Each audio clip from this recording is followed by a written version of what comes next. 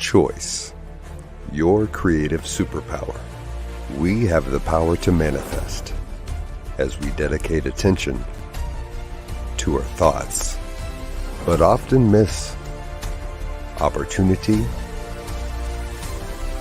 to achieve the greatest good. Your superpower is waiting to be unleashed to unlock a fuller, more rewarding world for all. Join us every Thursday at noon Mountain Time for Choice, your creative superpower with Zoe Muro.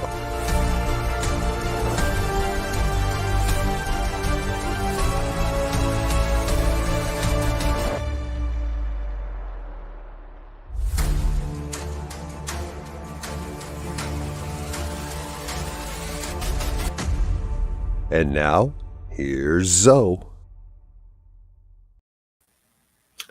Hello, folks. Welcome to the New Thought Media Network. My name is Zoe Muro, and I'm honored, as always, to be your host for Choice, Your Creative Superpower. We're here each Thursday at 11 a.m. Pacific Time, 12 noon Mountain Time, to consider how you can use your superpower to create your life experience for the greatest good. Coming back. It's good to see you here again. And if this is your first time, welcome to the show.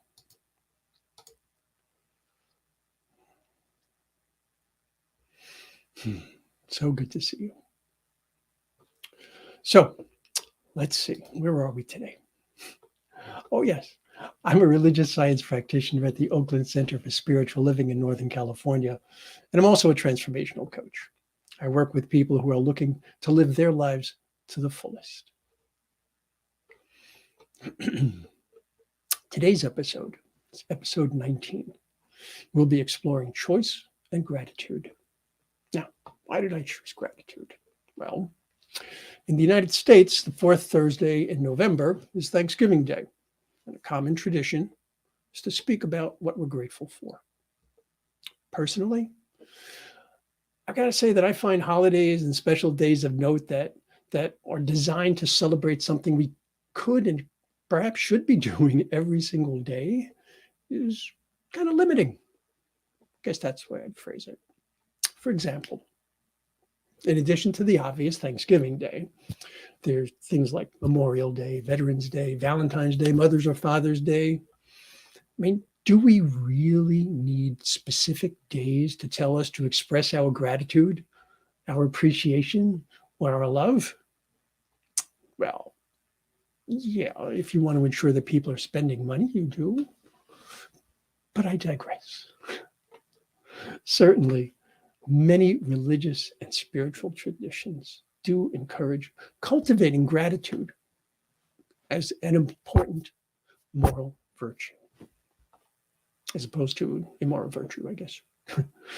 For millennia, gratitude has been a popular topic among philosophers. Cicero, for example, said that gratitude is not only the greatest one, but also the mother of all other remaining virtues.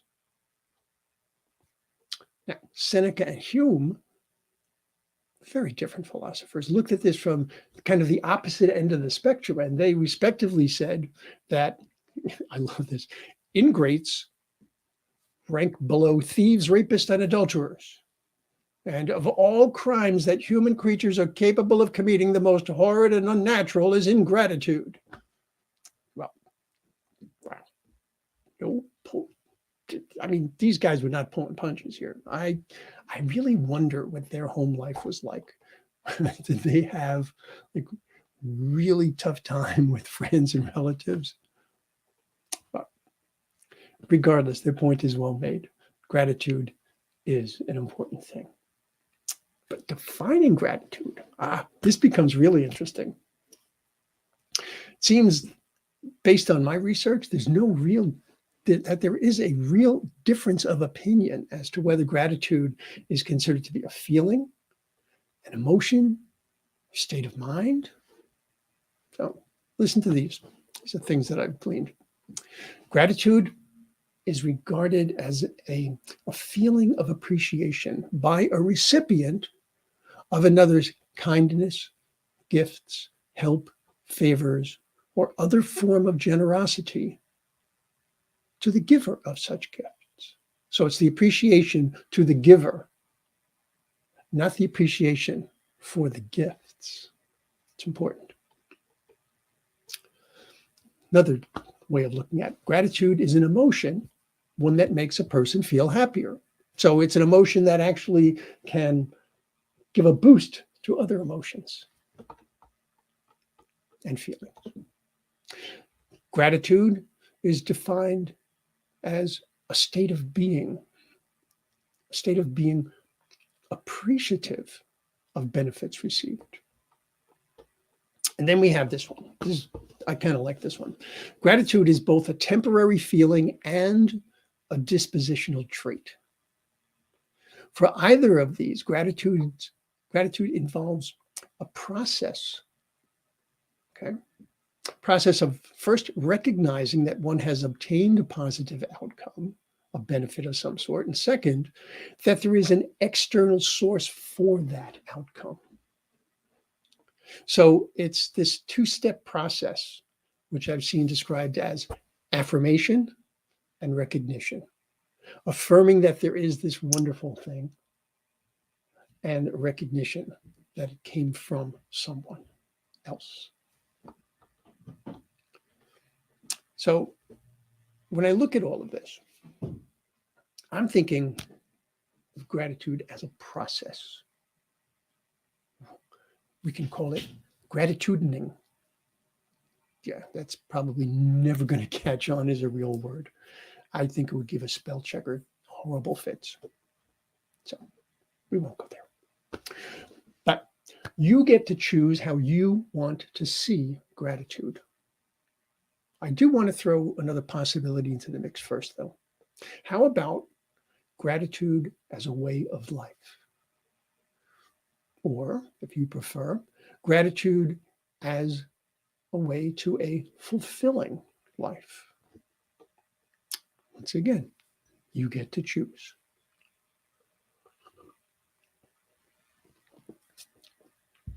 I personally think that gratitude can take any of those forms. But I also think that it requires a significant effort to incorporate gratitude into your life if you have not already done so. Bear in mind, we're not talking about purely reciprocal interactions. What I mean is, it's not that, well, someone does something for you and you return the favor. That's certainly being thankful, being gracious, but gratitude goes beyond that, because gratitude is not dependent upon receiving anything when you get right down to it. So let's say a friend brings me a book, and they thought, hey, I think you'd really like to read this book. That's very nice of them. My gratitude is for our relationship and the closeness we share, the fact that the person knew enough about me, cared enough about me to think about me in this way, far more than the actual book itself. Okay, thankful for the book, but expressing gratitude for the thought. I really like the way author Melody Beatty explains this. She said, gratitude unlocks the fullness of life. It turns what we have into enough and more. She goes on to say that gratitude turns denial into acceptance, chaos to order, and confusion into clarity. It can turn a meal into a feast, a house into a home, a stranger into a friend. Gratitude makes sense of our past, brings peace for tomorrow, and creates a vision. Brings peace for today. I'm reading it here, I'm getting it wrong. Gratitude makes sense of our past, brings peace for today, and creates a vision for tomorrow. If you'd like a more concise version, let's go to W.A. Ward, who says, Gratitude can transform common days into Thanksgiving, can turn routine jobs into joy, and change ordinary opportunities into blessings. I like that. I like that a lot. Another thing that I was considering about gratitude, there's both an art and a science to gratitude. Now, let me explain this. The art tends to be in how we approach the practice or the process, whatever it is that you want to refer this as, while the science tends to describe the effects on our experience of life. So I actually want to start with the science side of this because I found it to be extremely enlightening. Now,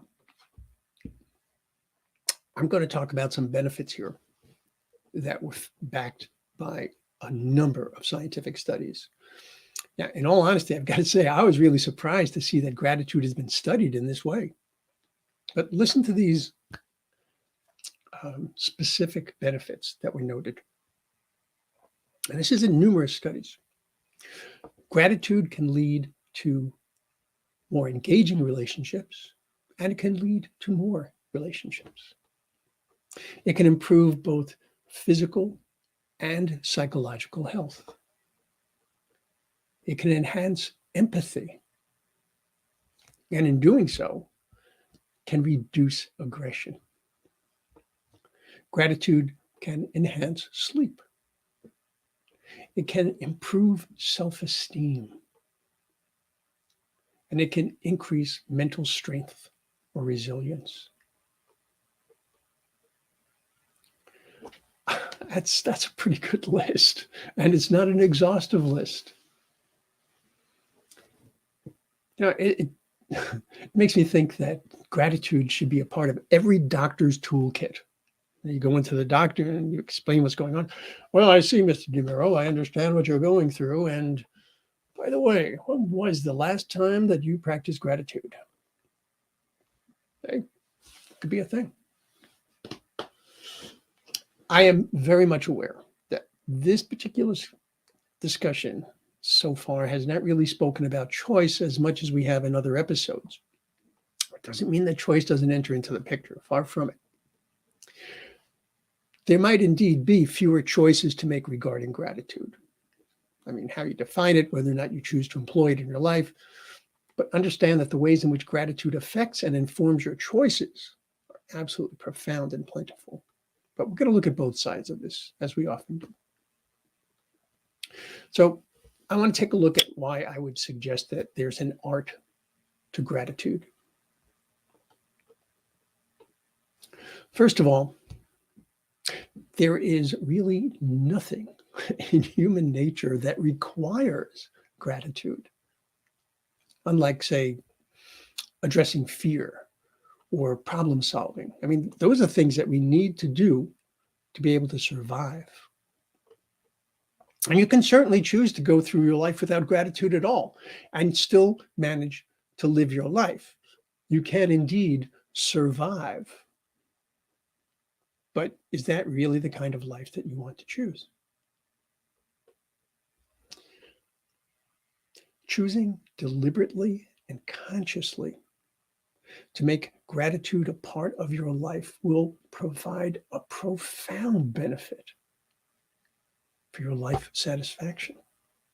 And yeah, I'm not hedging my bets here and saying it might or it could. It will provide that benefit.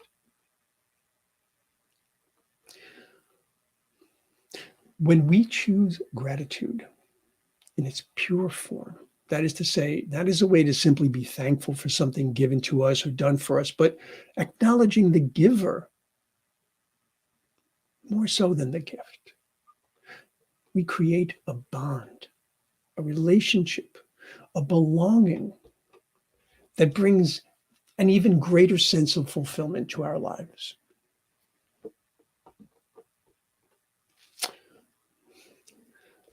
Some people are very big on the idea of gift wish lists. You know, the idea that If someone is looking to buy a gift for you, they can look at this list and they can be assured that they're getting you something that you feel you want or need.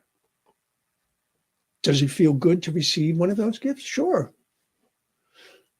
But think about those times when someone surprises you, when it's not your birthday or some gift-related holiday or event, and they thought of you and gave you something that truly speaks to who you are in the world, or did something for you that was so unexpected or so wonderful that you find yourself speechless.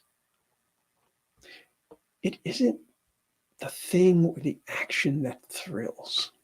It's the attention, the focus, the connection. That's gratitude. You have to make a choice to see it in that way. You could just as easily accept the gift, leave it at that. Gratitude can be practiced.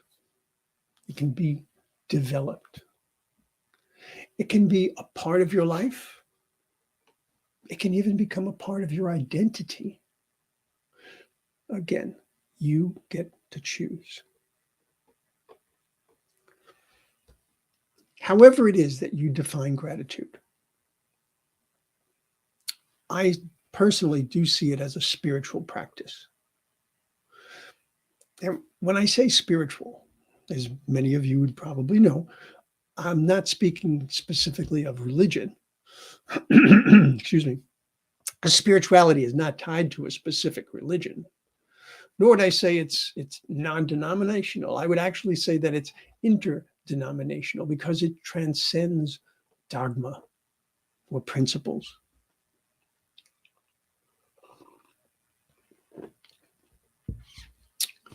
All it really requires of you is that you believe in other people. In Carol Carnes' book, The Way In, she says that spiritual practice opens us to thrival skills. That's THRIVAL, thrival skills, which are inherent in a positive attitude.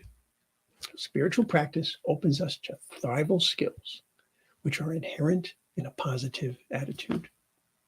I love that word, thrival. It's awesome.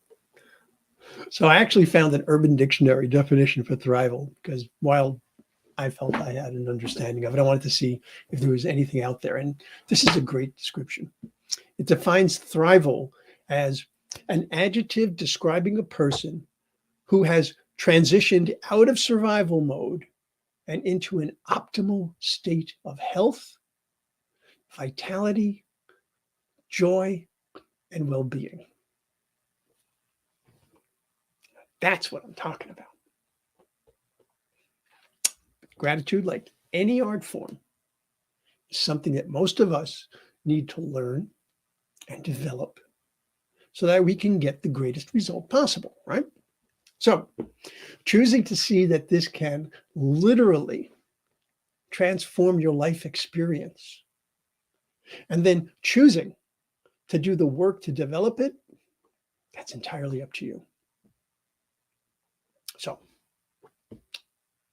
let's explore how you can choose gratitude in your life. This is where you get to be artistic. Remember, we're talking about choice as your co-creative superpower. So choose to find balance in life. If you are constantly on the go, constantly working to complete, to attain, to produce, when is there time to simply enjoy what you've accomplished? Being able to slow down, to be present, to the mind, to be mindful, actually enhances your ability to be grateful. Gratitude requires attention. Attention requires presence. Presence is the power that defeats limitation. I always like to look for very practical applications of spiritual techniques, which brought me to an interesting study that looked at how gratitude affects financial choices. That was really an unusual way to look at it.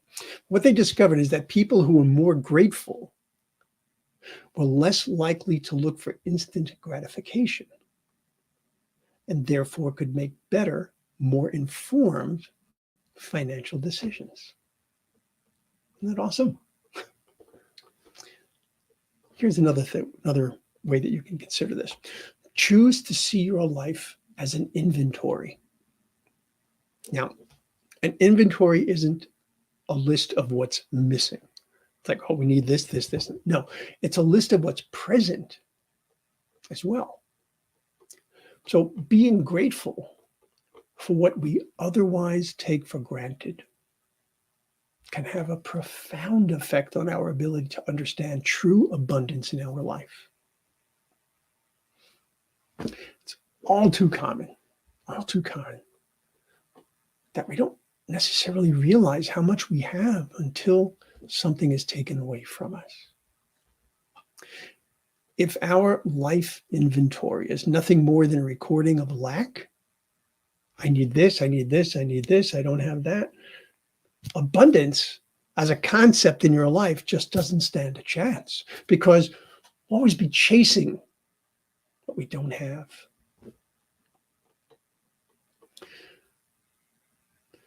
Choose to see the bigger picture of your life. Whatever circumstance or condition exists at this moment, it does not define you. The job you didn't get, that doesn't diminish the skills you've developed. It doesn't erase the experience that you've accumulated. Be grateful for what you've learned. Be grateful for your experience. The relationship that didn't work out, it's not a failure. It simply wasn't the right one for you. Be grateful that you can honor who you are and stand in integrity. Now, I'm not suggesting that gratitude means that you deny reality. Some of you will be familiar with the idea of the spiritual bypass, where if something is not quite the way you want it to be, that you just put these blinders on and say, oh, no, it's not really there. I'm perfect, whole, and complete, and that's all there is to it. No. It means being able to see all sides of this, being able to see that despite conditions or circumstances, there is still so much to be grateful for. Which brings me to this idea. Choose to see the smaller picture of your life. What I mean is the simple everyday things that we don't even think about normally. Hey, you woke up this morning. You drew breath. You could think. You could reason. You could decide. You could take a drink of water. Grab some food. Read a book or a magazine if you chose to. As you look at these details, these little aspects of your life, this small picture, you probably don't give much thought to these on a daily basis. So I'd suggest you allow your focus to shift to the same type of details for the world in general. The vast majority of the world has no internet access, no computer access. And even today, there are still countries where the literacy rate is actually below 30%. Below 30%.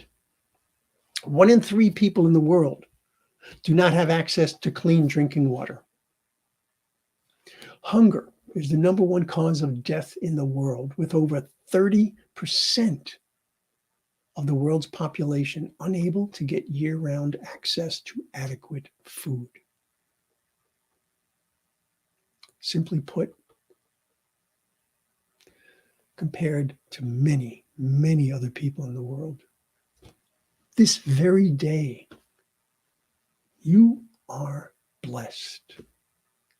So why not express gratitude?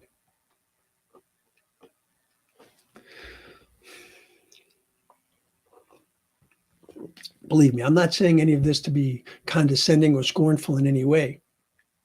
But, when you consider the consumer-centric world that we live in, The gratitude muscle, so to speak, has atrophied significantly, which is all the more reason why gratitude is a choice. It's not a given, it's a choice. So choosing to exercise that muscle, to work gratitude into a daily routine, to make it an integral part of your life, can bring about a sense of well-being that benefits us physically, emotionally, spiritually. There was a really interesting study conducted by a gentleman by the name of Marty Seligman, his colleagues at the University of Pennsylvania. What they did was they had subjects do something called a gratitude visit. And what you do in a gratitude visit is you write a letter of gratitude to someone who has been especially kind to you, but you've never thanked them. Then you deliver that letter to the person in person, and you read the letter aloud to them. What was absolutely fascinating was that not only was the experience incredibly happy one for the recipient, it was equally, if not more joyful for the person who wrote and delivered the letter. And what was really fascinating was that it carried over into their daily experience and practice of gratitude. It had this lasting effect of joy in their lives. So as you go through your day, as you go through the upcoming holiday season, my wish for you is that you choose to bring gratitude into your life to the greatest extent possible. Remember, the root of the word gratitude comes from grazia, meaning grace. And grace is what brings an ease, a fluidity, and a comfort to life.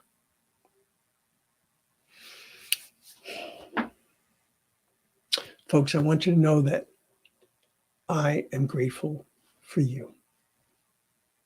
I am grateful for the New Thought Media Network for this opportunity.